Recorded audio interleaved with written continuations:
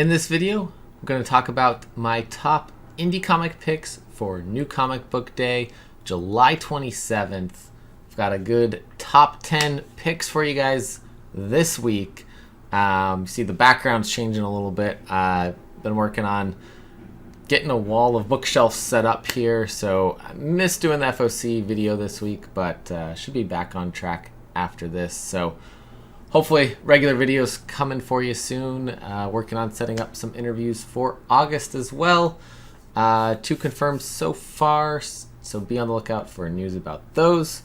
But we're going to have Melissa Flores from The Dead Lucky, the writer of that, on, and we are going to have Devin Kraft, writer and artist of Neverender, on in August. So be on the lookout for that news when we release the times of those interviews. So first up for the top 10 picks for this week is one that's been my favorite for a while since it's been coming out, and that is We Only Find Them When They're Dead. It is on to issue number 12. It seems to be planned to end at issue 15, 3-story arcs, and Al Ewing and Simone DeMeo have been killing it on this story. Fantastic 100-year spanning story, and third and final arc of this monumental sci-fi series continues with a flashback to a fateful death and new revelations about Honorhim Bristow and Dane Cahoe, 2 of the new characters, I believe, for this story arc. But things go awry in the DMZ, and their capture by a looming figure seems imminent. That is from Boom Studios, and we're just going to have a Boom Studios New Comic Book Day, it looks like, because number 9 on the list is House of Slaughter number 7 from James Tynion IV, Sam Johns, Werther Deladera, Letizia Cadanici, and Rafael Albuquerque doing the cover art. Part 2 of the Scarlet story. After his shocking discovery of what is actually lurking in the town, Edwin is faced with a choice that will change his life forever. Wait for a black mask to arrive and risk losing the monster, or take on the creature himself. Discover Edwin's story and dive even deeper into the expanding world of Something is Killing the Children with the Scarlet arc of House of Slaughter. And speaking of Something is Killing the Children, number 8 this week is number 25 of Something is Killing the Children. This is the final one of this story arc for Something's Killing the Children. First arc of Erica's mission in Tribulation reaches its shocking conclusion in this milestone anniversary issue that no Something is Killing the Children fan will want to miss. While Erica's blades are occupied with an entity unlike anything else she's faced, she receives a phone call with tragedy on the other end of the line. As things look dire, someone Erica once saved may have to find unexpected help to return the favor. You know, I'm a Something's Killing the Children fan. I've loved it since the very beginning. Absolutely gonna stick with this one for as long as it goes, which is planned apparently for a very long time. With this and with House of Slaughter, we've got such a cool world being built, and if I'm not mistaken, I think there was an announcement of another spin-off coming for Something is Killing the Children, and this is going to be a really cool world that's going to get built up. We've seen comic worlds in the indie world, indie side of things get built. So why not see that happen here with Something is Killing the Children? I want to see it. And I'm really enjoying this story arc. And the covers, of course, as always, with this 5-issue run, we have the Frizzen variants, the mask ones, the unmasked ones, the bloody. Lots of cool ratios on this one as well. It goes up to a 1 in 100, I believe. So lots of really cool collectible things with this as well. I'm sure there are a ton of store variants as well. There was an FOC variant, if I'm not mistaken, or maybe an unlockable ratio sort of variant going on. So definitely pick up the ones that you like, and like I always say, collect what you love. So That is my number 8 pick this week. Number 7 this week from Mad Cave Studios, Nottingham, number 9 of 10 from David Azan and Shane Connery. Volk, Blood and Chaos in Nottinghamshire as Marion must take steps to cover her tracks. In Rome, Robin and the Sheriff launch a final desperate attempt to rescue King Richard from captivity without men, resources, or the ransom. This is another cool world that has been built up. Dark take on Robin Hood that just found a great audience.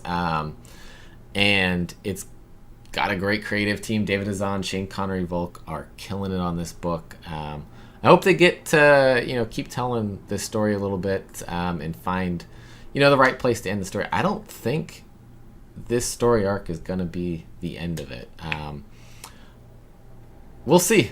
Maybe they find a conclusion here, but I think we're going to get more of this after this volume. So we'll see. I'm enjoying it as long as it's around as well. So Nottingham, number 9 of 10, currently of 10.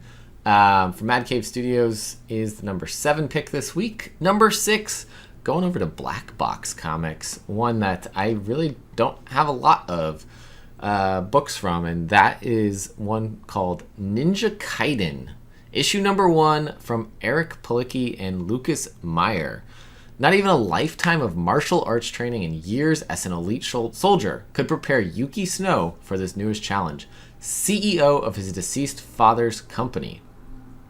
Suddenly thrust into leadership role at Yokai Consolidated, Yuki finds himself taking over his father's pet project, the mysterious Kaiden armor, which would allow its wearer to see, speak to, and touch ghosts.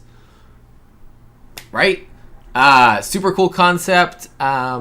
It's coming from Black Box Comics, maybe a under-ordered book, but really cool sounding story. Like the idea of an armor being able to, talk with and touch ghosts, mixing that kind of spiritual and science side of things together. Usually we get a lot of separation between those, so I like this story idea. It's my number 6 pick this week. Number 5 from Aftershock Comics, Kaiju Score, Steal from the Gods, issue number 4. This, I believe, is the final installment, yes. An ancient kaiju has just awoken, and Michelle and her crew are partly responsible. The question is, do they try to fix the problem, or do they salvage the heist? It isn't an easy question, since one of those answers will likely cost the lives of more of her crew. Everything comes crashing down and up in this final installment, and it's not going to end like anyone expected. Of course, we know death was an inevitable thing in a heist story that has to have something go wrong. James Patrick Rembrew bringing this crazy story to us, and it's been fantastic. I loved Volume 1. Volume 1 is optioned. I don't remember who optioned it, but it may be getting to be created into something, and if it succeeds, here's our sequel story right here. So hey, I hope to see that, because I really enjoy these stories, and would love to see that interpreted on the big screen in a new form. But Kaiju Score, Steal from the Gods, number 4 is my number 5 pick. Number 4 this week, going over to Behemoth Comics with Neverender number 3 from Devin Kraft. Forced to join the Universal Duelist League to simply afford to live in space, Merrick learns what it takes to survive in the ring. Given nothing but a patched-up spacesuit and his wits, can he survive a bout with the Impala, the legendary Legion killer? Super cool world. Again, I love world building, and it is happening in this story. Devin Kraft is bringing us an awesome story here. Cheshire Cat Art. Check him out on Instagram. He's going to be on the channel in August to talk about this cool story.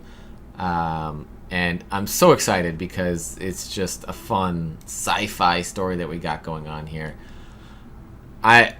This is one, sometimes you get a book and you're like, I loved it. Put it on the shelf. You don't want to read it again. But this is one I want to go back and reread because it's cool. is my number 4 pick this week. Number 3, going to CEX Publishing's The Macabre Motel from Frank Martin, Alper Gekjel, and Ryan Lee doing the cover A. And Frank Martin doing a lot of cool comics on Kickstarter. He welcomes us to the Macabre Motel, a Twilight Zone-inspired weird horror story that will leave you feeling deeply unsettled long after the final page, which he does a good job of that. A lot of his stories, he's all over the place with genres, but when he does horror, it's often unsettling horror. So I think we're going to get a great story from this. Anxious about meeting his girlfriend's family, Steve decides to rest his eyes at the only motel around. But once inside, the bizarre cast of characters leaves him shaken, terrified, and questioning his very sanity. Are you ready to enter the Macabre Motel? There you go. It is a one-shot, so full story here. And from CEX Publishing, my number 3 pick. Coming in for number 2 is an issue number 2, and that is for Public Domain from Chip Zdarsky from Image Comics. After last issue's bombshell revelation, the Dallas brothers turn to the one person who can save them, Sammy Sockham. Note to speculators, this is the first appearance of Sammy Sockham. The presumably hit series by Chip Zdarsky continues, which I love that Chip's kind of just being a little meta almost, a little bit... Yeah, meta I think is the right word here, because this is a story about a comic writer and about having the rights to his own story, and sorry, not writer, comic artist, and being left out of the rights and everything, and the topics in this are really relevant to comic creators right now, especially with the MCU and everything. So I really enjoy this story. I think it's a great idea and so far well executed with issue 1. So I'm really looking forward to checking out where this story goes next here in issue number 2. And it is my number 2 pick. Number 1 this week goes to Hit Me, issue number 5 from AWA Upshot. Krista Faust writing, Priscilla Paredes and Marco Lesko on the art. Jeff DeCal's been killing it on all of the covers for this story, and this is the final issue here, issue 5 of 5, which is why I just put it at the top, because I love this story so far. It's been fantastic. I can't wait to see how they wrap it up. I love that it's been 5 issues, not 4. A lot of stories have wrapped up too quickly with 4 issues recently. And I'll say, the exception of that I noticed, Kaiju Score's first volume I felt was well-paced. So I'm hoping we get the same from Kaiju Score's second volume here. But Hit Me, so far well-paced. So far heading towards what seems like a good conclusion here. And yeah. Lulu reaches the end of the line, cornered by every faction that has been in pursuit of the diamonds in the thrilling conclusion of the series. What's going to happen? How's it going to end? I don't know, but I love it. It's been great. So that's my number 1 pick this week, and I hope you check it out. Check Hit Me out. Check out all of these, especially I'd say the smaller publishers. I think that's where I like to send recommendations. So be sure to find the Macabre Motel from CEX Publishing, Neverender from Behemoth, a Kaiju Score from Aftershock, Ninja Kaiden from Black Box Comics, Nottingham from Mad Cave. I know you guys know the Boom and the Image stuff, but check them all out. Support your local comic shop. And as always, collect what you love. See you guys next time.